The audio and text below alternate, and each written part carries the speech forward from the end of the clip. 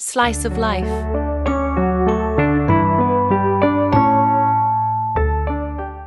আসসালামু আলাইকুম। আশা করি সবাই ভালো আছেন। নতুন একটি ভ্লগ দেখার জন্য আমন্ত্রণ জানাচ্ছি। ভিডিওটা সকাল থেকেই শুরু করছি। সকালবেলা একটা পার্সেল চলে এসেছিল।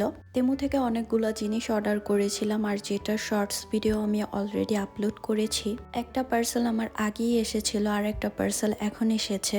দুই ভাগ হয়ে গিয়েছিল, এটা একটু দেরিতেই পেলাম। আর এখানে শখ করেই জিনিসগুলো অর্ডার করেছিলাম। এগুলো অনেক বেশি আমার প্রয়োজনীয়, দেরি হলে যে সমস্যা হবে এমন কিছু না। তো আজকে হাতে পেলাম, ভাবলাম আপনাদের সাথেও শেয়ার করি। এটা ছিল একটা ডিশ ড্রাইং র্যাক। আমি একদম ছোট দেখে অর্ডার করেছি, এগুলো আরো বড়ও আছে।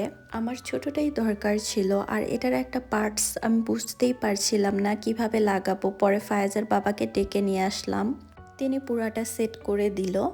এটা সেট করা অনেক ইজি। এটা ভিতর দিকে দিতে হবে, আমি প্রথমে বুঝতে পারিনি। আমি একদম উপরে লাগিয়ে রাখছিলাম। উপরে রাখলে এটা লুজ হয়ে যায়, এটা ভিতর দিকে দিয়ে দিতে হবে। এখানে একটা পার্ট ছিল যেখানে চপিং বোর্ড আর নাইফও রাখা যায়।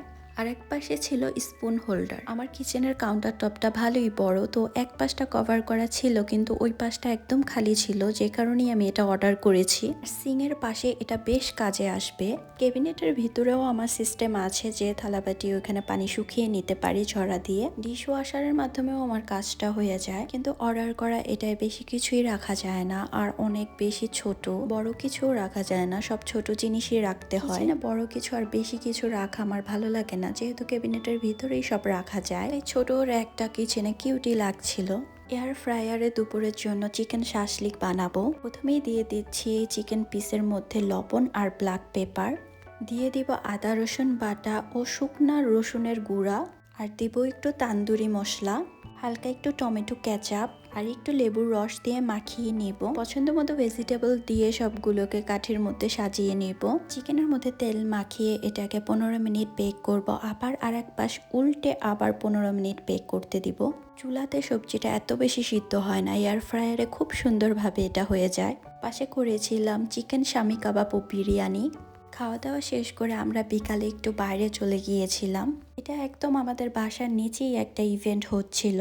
এটা যখন শুরু হয় একদম সকাল থেকে প্রিপারেশন শুরু হয়ে যায়, আর বাইরে সারাক্ষণ গান বাজে, তো বাচ্চারা অনেক বেশি এক্সাইটেড থাকে বাইরে যাবে, বাইরে কি হচ্ছে। আর এটা মেইনলি বাচ্চাদের জন্যই করা হয়, বাচ্চারা একটু এনজয় করতে পারে, খেলে সারা দিন। এখানে অনেক ছোট স্টল বসে, যেগুলোতে খাবার, ঘর সাজানো জিনিস, বাচ্চাদের জন্য খেলনা, অনেক কিছুই বিক্রি করে। তো আমরা সবকিছু ঘুরে ঘুরে দেখছিলাম, আর ফায়াজ ফারিক খেলনা দেখলে তো পাগল হয়ে যায়, তাদের দুজনকে কিছু কিনে দিতে হবে। আর এটা একদম অনেকটা বাংলাদেশের মেলার মতো লাগছিল। বাংলাদেশে যেমন বাচ্চাদের খেলনা, বেলুন, অনেক কিছু পাওয়া যায় মেলাতে, এখানেও খাবার পাশাপাশি অনেক ধরনের খেলনাও ছিল। ফারিক একটা চাকা নিয়েছিল গাড়ির মতো, আর ফায়াজ একটা বন্দুক নিয়েছিল। এখন তারা হ্যাপি, ফারিক এটা চালাচ্ছিল।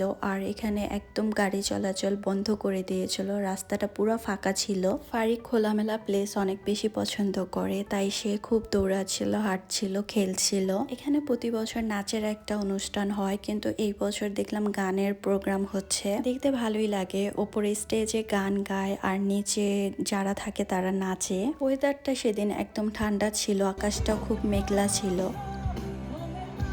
ভিডিওটা ওই একটু আগের, এডিট করতে আমার দেরি হয়ে যায়। যাই হোক, এখানে বাচ্চারা অনেক খেলছিল, কিন্তু আমার দুই ছেলে যাবে না। তারা দুইজন যেই খেলনা কিনেছে তা পেয়েই খুশি, ওগুলো নিয়েই খেলছিল। যেহেতু এটা আমাদের বাসার নিচেই, তো বাসায় যাওয়ার কোনোই টেনশন ছিল না। আমরা বিকাল থেকে একদম সন্ধ্যা পর্যন্ত নিচেই ছিলাম। আর এটা অলওয়েজ হয়, ফারিক অনেক কুকুর পছন্দ করে, আর ইতালিয়ান নানুরা ফারিককে অনেক আদর করে। এখানে বাচ্চাদের জন্য প্রদর্শনী হিসেবে কিছু পুলিশের গাড়িও ছিল। যেহেতু আমরা সন্ধ্যা পর্যন্তই ছিলাম, তো গাড়িগুলো এক এক করে চলে যাচ্ছিল। আর সবসময় একটা ব্যস্ত সিটি, অনেক বেশি গাড়ি চলাচল করে, এত ফ্রি কখনো পাই না, তাই ভালো লাগছিল আমাদের। ফায়াজ দাঁড়িয়ে থেকে কিছুক্ষণ গান শুনছিল। আজকের ভিডিওটি এখানেই শেষ করছি, কথা হবে নেক্সট কোনো ব্লগে। আল্লাহ হাফেজ।